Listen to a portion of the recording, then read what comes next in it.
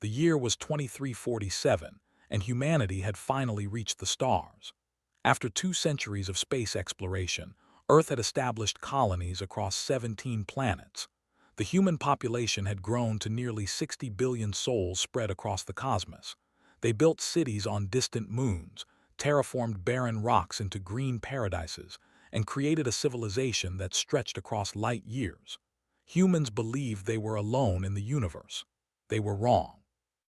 The first contact came without warning.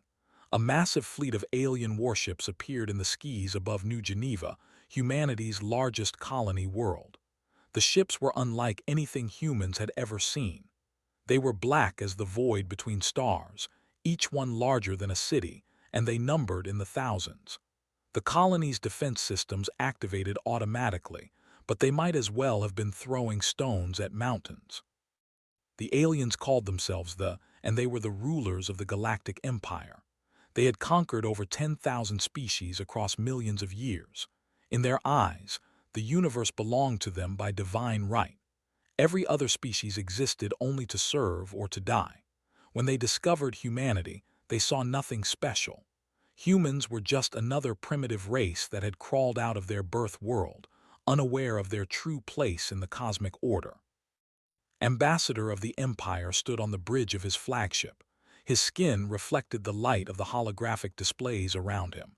His 4 eyes scanned the blue and green world below. New Geneva was a beautiful planet, filled with 10 billion human lives. He felt nothing for them. To him, they were insects that had built their anthill in the wrong garden. They sent a message to Earth on every communication channel. They demanded complete and unconditional surrender. Humanity would become slaves to the Empire. Their technology would be seized. Their children would be taken for labor. Their culture would be erased. They gave humanity exactly one standard galactic day to accept. If they refused, there would be consequences. The United Earth government held an emergency session. Presidents, prime ministers, and council members from every human world gathered virtually. They debated for hours. Some wanted to fight, knowing it might mean extinction. Others wanted to negotiate, hoping to find some middle ground.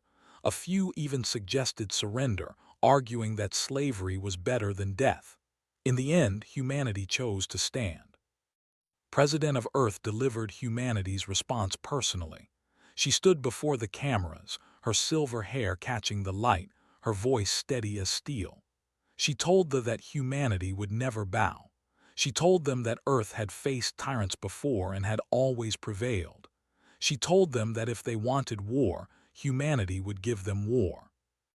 Ambassador received the message and smiled with his lipless mouth. He had hoped they would refuse. They believed that breaking a species' will was more effective than simply enslaving them. He would make an example of New Geneva. He would show every human in the galaxy what happened to those who the Empire. The attack began at exactly 800 Galactic Standard Time. The broadcast everything on every frequency, ensuring that every human with a screen could watch. They wanted witnesses. They wanted humanity to see its own helplessness. The black ships descended on New Geneva like locusts. Energy beams cut through the atmosphere, turning the blue sky red. The colony's defense fleet fought bravely. Captain James led his squadron of 37 ships against the alien armada. They destroyed 12 enemy vessels before they were overwhelmed. His last transmission was a defiant shout of "Remember Geneva," before his ship exploded in a ball of fire. His sacrifice bought the evacuation ships an extra 15 minutes. It was not enough. They methodically destroyed every city on New Geneva. They started with the capital, Port Hope, and worked their way outward. They used weapons that humanity had no name for, weapons that turned buildings into ash and people into shadows burned onto the ground. The bombs fell for 3 hours straight. When they stopped, nothing remained but smoking craters and scattered ruins. 10 billion people died that day. 10 billion men, women, and children were wiped from existence in less than half a rotation of their world. The cameras captured everything, from the first screaming victims to the last flickering fires. They broadcast the destruction across every human world, forcing children and grandparents alike to watch the horror. Ambassador appeared on screen and delivered a simple message. This was the price of defiance. Earth had one more chance to surrender. The galaxy expected humanity to break. Every other species had broken when faced with such overwhelming force. They had done this 1,000 times before, and the result was always the same. But the galaxy did not understand humans. They did not know what lurked beneath the surface of the smiling, laughing creatures who called themselves mankind. Something changed in humanity that day. The grief was overwhelming, crushing, suffocating. Billions wept for the lost. Memorials sprang up on every world. But beneath the grief was something else. It was something ancient, something primal, something that had been sleeping in human DNA since the first caveman picked up a rock to defend his family. It was rage. President addressed humanity 3 days after the massacre. She did not speak of surrender. She did not speak of negotiation. She spoke of vengeance. Her voice trembled not with fear but with fury as she declared total war against the Galactic Empire. Every factory would produce weapons. Every citizen would fight. Every resource would be dedicated to one single purpose, making the pay for what they had done. The human military had been relatively small before the attack. Within 6 months, it had grown tenfold. Volunteers lined up around the block at every recruitment center. Scientists who had been working on consumer products now designed weapons. Artists painted propaganda posters. Writers composed war songs. Even children collected scrap metal for the war effort. Humanity had become a single organism with a single purpose. Dr. Sarah made the first breakthrough. She was a physicist who had lost her entire family on New Geneva. Her grief drove her to work 20-hour days, and her work produced results. She discovered how to manipulate exotic matter in ways they had never imagined. Her technology allowed human ships to travel faster, hit harder, and survive longer than anything in the galaxy. She called her invention the Drive, but everyone else called it the Vengeance Engine. The first counterattack came 8 months after New Geneva. A human fleet of 200 ships appeared in the orbit of Prime, the Empire. They were shocked. They had expected humanity to cower and hide for years before mounting any kind of response. They had certainly not expected the attack to come to their doorstep. Admiral Stone commanded the human fleet. He was a haired veteran who had lost his son on New Geneva. His fleet opened fire without warning, without demands, without mercy. Human weapons tore through ships like paper. The enemy fleet was decimated in hours. For the first time in 10,000 years, they tasted defeat. Admiral Stone did not destroy Prime. That would have made humanity no better than their enemies. Instead, he broadcast a message of his own. He showed them recordings of New Geneva. He showed them the faces of the dead.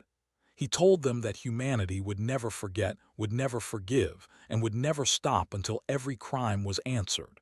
Then he left, leaving the terrified to contemplate their fate. The war lasted 7 years. It was brutal, bloody, and devastating for both sides. Humanity lost millions more soldiers, and several more colonies fell to attacks. But for every world the Empire destroyed, humanity destroyed 10. For every human who died, 10 fell. The rage that had been ignited on New Geneva burned like a star, and it would not be extinguished. The turning point came at the Battle of the Nebula Chain. They had gathered their largest fleet ever, over 50,000 ships, to crush humanity once and for all. They were confident in their numbers, certain that no force could stand against such overwhelming power. They were wrong. General Maria Santos led humanity's response. She had developed a new strategy that used the drive in ways no one had considered. Her ships appeared inside the enemy formation, weapons blazing, then vanished before they could respond. It was like fighting ghosts. The massive enemy fleet was torn apart from within, ship by ship, hour by hour. When the battle ended, over 40,000 vessels were destroyed. Humanity lost less than 2,000. Ambassador watched the destruction from his flagship. He could not understand what was happening. They had conquered countless species, and none had ever fought like this. Humans should have been broken by their grief, weakened by their losses. Instead, they seemed to grow stronger with every defeat. It was as if suffering only made them more dangerous. The war ended when human forces reached Prime for the second time. But this time, they did not leave. Admiral Stone, now old and tired but still burning with purpose, delivered an ultimatum. The Empire would dissolve. All enslaved species would be freed. The Emperor himself would face trial for crimes against humanity. If they refused, Prime would share the fate of New Geneva. The Emperor surrendered. For the first time in millions of years, the bowed to another species. The news spread across the galaxy like wildfire. The invincible empire had been brought to its knees by a species they had dismissed as primitive insects. The other enslaved races watched with wonder and hope. If humanity could do this, maybe they could be free too. The galaxy was never the same after that war. Humanity emerged not as conquerors but as liberators. They helped rebuild the civilizations that had destroyed. They shared their technology freely. They established a new galactic order based on cooperation rather than domination. The species that had been slaves became allies and friends. But humanity never forgot New Geneva. Every year, on the anniversary of the massacre, every human world fell silent. For 1 minute, across all of space, humans stopped and remembered the 10 billion who had died. They remembered the cost of their survival. They remembered what they were capable of when pushed too far. The memorial on the ruins of New Geneva became the most visited site in the galaxy. Aliens traveled from distant stars to see it, to understand how such a small species had done the impossible. The inscription on the central monument said simply, "They thought our grief was weakness. They were wrong." Ambassador spent his final years in a human prison. He had plenty of time to think about his mistakes. He had underestimated humanity because they laughed, because they loved, because they seemed soft compared to the cold efficiency of the Empire. He had not understood that these things were not weaknesses. They were the source of humanity's greatest strength. The universe learned an important lesson from the human war. There are species that conquer, species that submit, and species that sleep peacefully until awakened by tragedy. Humanity was the third kind. They were dangerous not because they sought power, but because they would do anything to protect what they loved. And once awakened, they would never rest until justice was served. The story of the Earth's response to New Geneva became legend. Parents told it to their children on 1,000 worlds. It was a story about grief becoming strength, about despair becoming determination, about a species that refused to break no matter the cost. It was the story of humanity, and it would echo through the stars forever.